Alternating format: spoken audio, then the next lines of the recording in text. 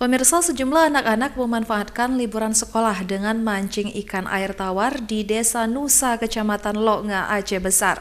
Uniknya, mancing ikan air ini bisa dilakukan dengan daun kangkung.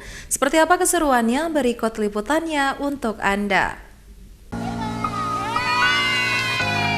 Beginilah keseruan anak-anak di Desa Nusa, Kecamatan Loknga, Kabupaten Aceh Besar.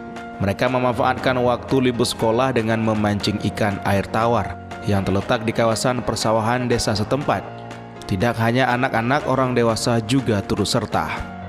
Tak mau kalah, para kaum ibu-ibu juga ikutan memancing sambil menemani anak mereka. Hasil tangkapan bakal menjadi menu lauk saat makan malam di rumah.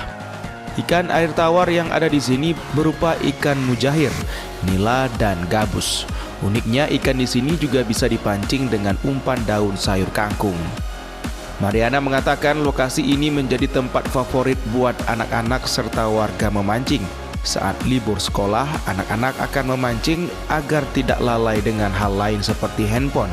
Dan hasil pancingan pun juga dapat disantap bersama. Kalau nggak ada air asin, kami mancing karena ada ikan. Kalau ada air asin, ikannya nggak ada. Selama ini pagi mancing, sore ikan jair, ada nila. Enggak, ada yang hobi, ada yang udah nampak ikan banyak, ikut mancing, dapat. Ya itu udah senang. Kampung Nusa merupakan salah satu desa di Aceh Besar yang porak-poranda dihantam gelombang tsunami 2004 silam.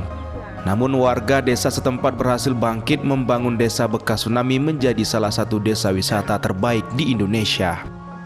Memancing ikan air tawar juga menjadi salah satu paket wisata yang tersedia di desa tersebut. Selain ada banyak paket wisata lainnya yang tersedia termasuk wisata edukasi bencana. Dari Kabupaten Aceh Besar, Taufan Mustafa, iNews melaporkan.